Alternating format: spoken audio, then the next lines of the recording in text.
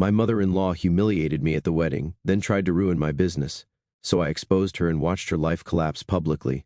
My wife Eva and I got married last Saturday. We kept it relatively modest, rented a local venue, and invited around 80 people. Nothing extravagant, but still nice. Eva looked stunning in her dress, and everything was going perfectly until the wedding toast began. Some context: I run my own auto repair shop. It's not glamorous, but I've built it from scratch over the last 5 years. Eva is a research assistant at the local hospital. We're not rich, but we're comfortable and happy. My mother-in-law, Becky, however, has always looked down on me because I work with my hands and didn't go to college. During the toasts, my best friend, Santiago, had just finished his speech when Becky grabbed the microphone. She'd been drinking champagne all evening, and I could tell by her face this wasn't going to be good. Eva squeezed my hand under the table. "I'd like to say something about our happy couple," Becky announced, her voice dripping with sarcasm. The room went quiet. You know, when Eva first brought Daryl home, I thought it was just a phase. I mean, really, a mechanic? But here we are, 3 years later, and my daughter is actually marrying him.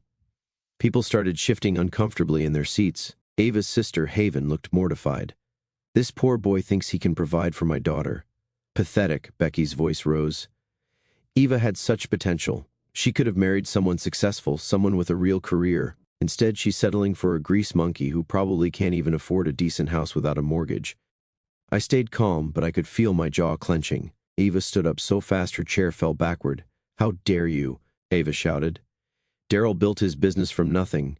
He owns his shop outright, and we just bought our house with the money he saved. He works harder than anyone I know, including you, Mom. All you do is sell overpriced houses and drink wine at lunch." The room erupted. Ava's dad, Lawson, who's divorced from Becky, started slow clapping.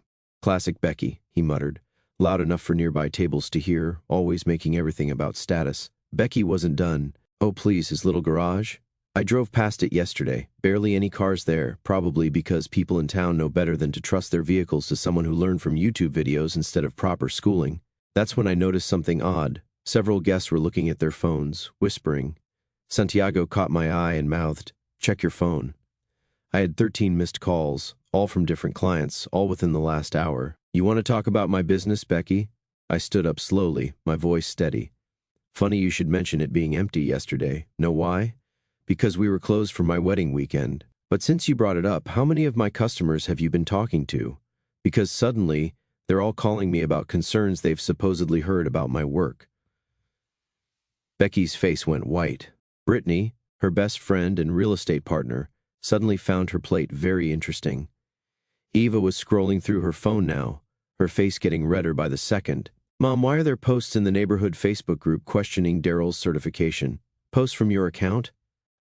I was just trying to protect you," Becky stammered. "He's going to drag you down to his level, living paycheck to paycheck, never advancing in life." Haven stood up next. "Mom, stop. Everyone knows Daryl's shop is the most trusted in town. You're just mad because he refused to undervalue his house when you tried to be our realtor. The wedding photographer was catching all of this." "Good. I wanted evidence." "Becky," I said calmly, "I've stayed quiet about a lot of things out of respect for Eva, but you just showed everyone exactly who you are, and now I don't feel the need to stay quiet anymore." Eva's cousin started recording on his phone. Becky noticed and shrieked, "Don't you dare film me. This is a private family matter." "Private?" I laughed.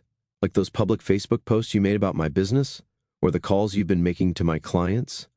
I held up my phone showing the missed calls. "You've made this very public, Becky, and now you get to deal with the consequences." The wedding continued after Becky stormed out, followed by a very apologetic Brittany. The rest of the night was actually amazing. People kept coming up to express their support, and Eva's dad gave an impromptu toast about how proud he was to have me as a son-in-law. But this morning, my phone exploded with messages. Turns out Becky's been busy for weeks, systematically contacting my clients with concerns about my business. She even tried to get my shop's certification reviewed by making false complaints. The thing is, she has no idea what she started. I've built my reputation through hard work and honesty. She built hers through fake smiles and social climbing. Let's see which one lasts longer. Eva's fully on board with what I'm planning. After seeing those Facebook posts, she said, "Destroy her, babe. I'll help. I'll update when there's more to share. Right now, I need to return some calls and start documenting everything." Becky wants to play games with my livelihood? Game on. Yesterday, I'm at my office going through some emails when my friend Santiago walks in. He looks uncomfortable, which is weird because this guy's usually the most laid-back person I know. He sits down and says, "Bro, we need to talk about your mother-in-law." Turns out Becky's been going around town telling everyone my business is failing. But that's not even the worst part. She's been actively contacting my clients, warning them about financial irregularities in my company. Santiago heard it from his cousin, who was about to sign a contract with us but backed out last minute. I felt my hands shaking as I opened my laptop and started checking my recent cancellations. 5 major contracts, all pulled out within the last month. All of them had dealt with Becky's real estate agency for their properties. That's when it clicked. She's been using her position to sabotage me. I called Eva immediately. She was at work but came straight to my office. When I showed her the evidence, she went dead quiet. Then she pulled out her phone and started scrolling through her texts. "Look at this," she said, showing me a group chat with her sister Haven. Becky had been telling the entire family that I was secretly in debt, that I'd begged her for money, never happened, and that she was worried about Eva's future with me. Eva was furious. She immediately called her sister Haven on speaker. Haven broke down and admitted everything. Becky had been planning this for months. She'd been spreading rumors about my business at every family gathering, every real estate meeting, every country club event. She even told Haven's fiancé to reconsider his investment in my company. We decided to confront Becky at the weekly family dinner. Big mistake. The moment we walked in, I could tell she knew something was up. Eva didn't even wait for everyone to sit down. She just pulled out her phone and started playing a voice recording Haven had sent her. Becky talking trash about me to a potential client. Becky's face went from fake smile to rage in seconds. She started screaming about how she was protecting her daughter and how I was beneath their family. Eva shouted back that Becky was just jealous because her own business was struggling while mine was growing. That's when Becky dropped the bomb. She'd been collecting evidence of my shady business practices and threatened to expose me if we didn't end our marriage. I stood up slowly. The room went quiet. I looked Becky straight in the eyes and said, "You really want to play this game? Because I promise you, you won't like how it ends." She sneered and said I was threatening her. Eva's dad, Lawson, who's usually super quiet, suddenly spoke up. "Becky, you're making the same mistakes you made with me. Stop it." Becky threw her wine glass at the wall and stormed out. On the drive home, Eva was shaking with anger. "End this," she said. "End her whole career if you have to. I'm done with her games." I spent all night making calls. Turns out, Becky's reputation in the real estate world isn't as spotless as she pretends. Her partner, Brittany, was especially interested in our conversation. Seems like Becky's been keeping some interesting secrets from her, too. This morning, I registered a new business. By next month, there's going to be a new real estate agency in town. Brittany's coming on board as my partner. We're going to take every client, every listing, every contract that Becky thinks is safely hers. The best part? It's all perfectly legal. She wanted to play business? Let's play. I know this might seem petty to some people, but when someone tries to destroy everything you've built, you don't just roll over, you hit back harder. Eva's blocked her mom on everything. Haven's sending us all the dirt she has on Becky's business practices. Even Lawson called to give me some interesting information about how Becky operates. The calls that blew up my phone after the wedding? Those were clients calling to warn me about what Becky was saying. They're all coming back now with signed statements about how she tried to interfere with our contracts. This is just the beginning. Becky thinks she can bully us into submission. She has no idea what's coming. I've learned that sometimes the best revenge isn't some elaborate scheme. It's just giving someone enough rope to hang themselves with their own actions. I'll update when there's more to share. Right now, I need to focus on setting up the new agency and making sure Becky learns why you don't mess with someone's livelihood. Don't share this elsewhere. If you want to know what happened before, check my post history. Well, karma really is something else. It's been 3 weeks since my last update, and watching Becky's life unravel has been interesting.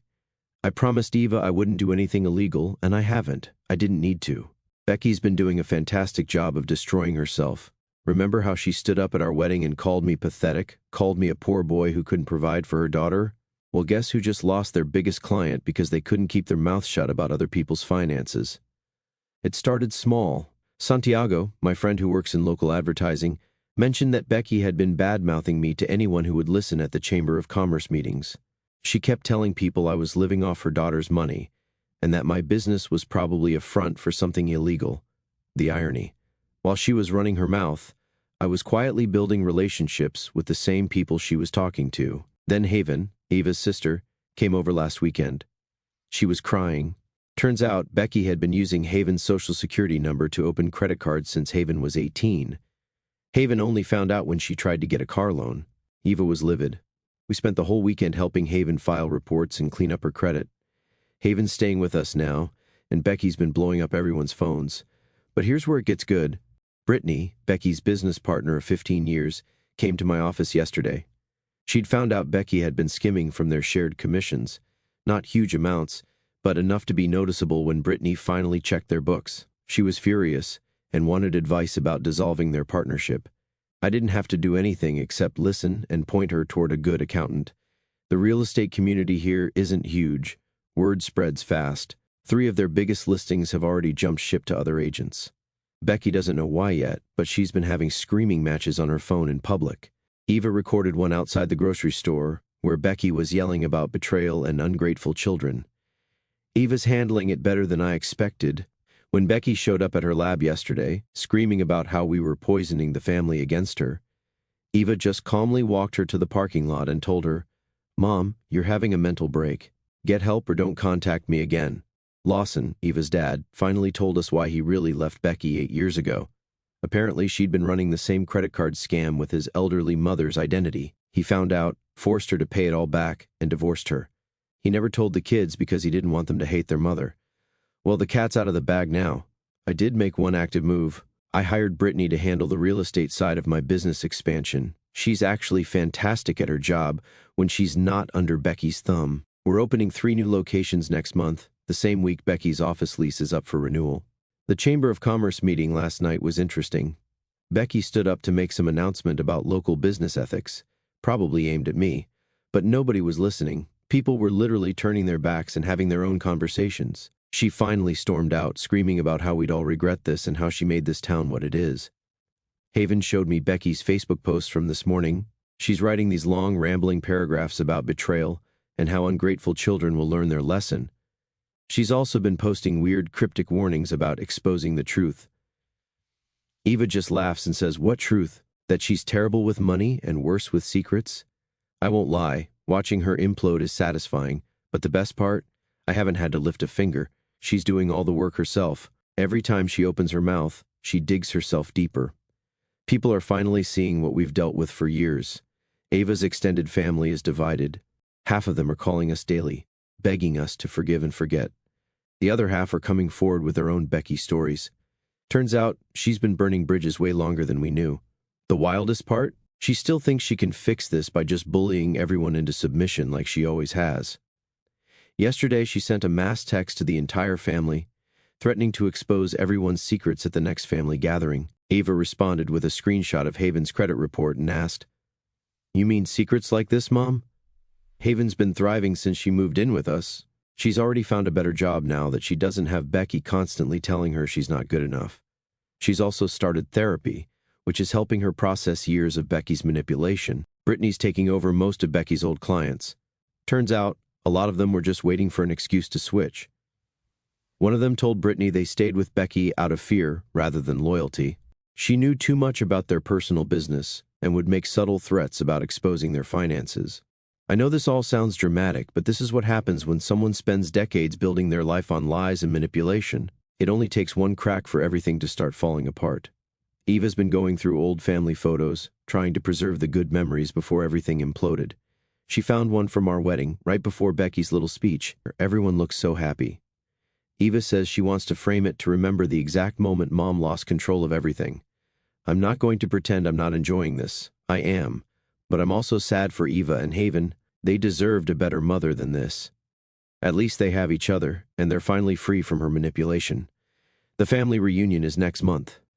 Becky's still insisting on hosting it, even though half the family has already said they won't come if she's there. Eva suggested we host it instead. Haven's excited about the idea.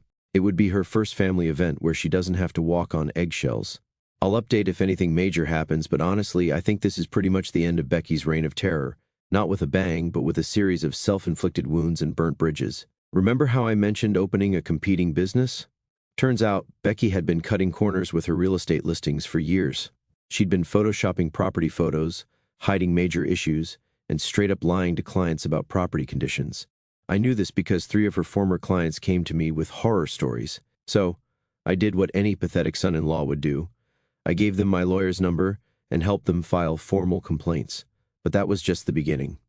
The real gold came from Brittany, Becky's business partner. She showed up at my office last Thursday looking nervous. Turns out Becky had been forging her signature on documents and pocketing commission splits. Brittany had proof, lots of it. She was done covering for Becky's schemes. I sat there listening to Brittany spill everything while recording it. One-party consent state, completely legal. The best part? Becky had no idea her perfect little world was about to implode. Eva's sister, Haven, called the next day.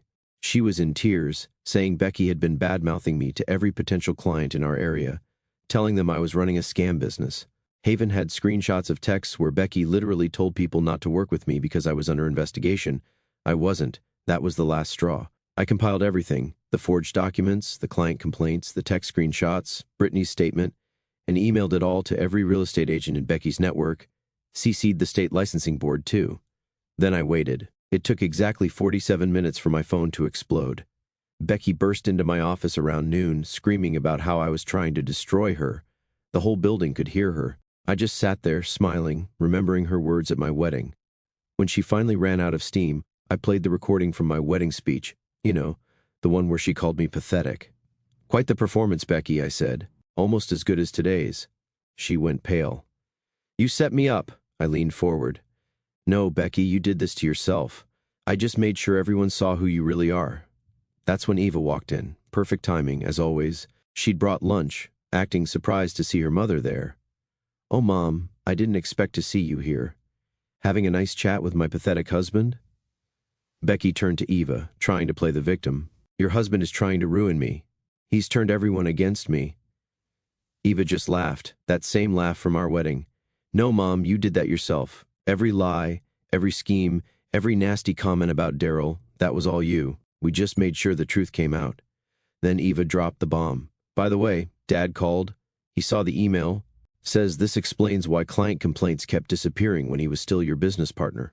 He's filing an amended divorce settlement." Becky collapsed into a chair, all the fight draining out of her.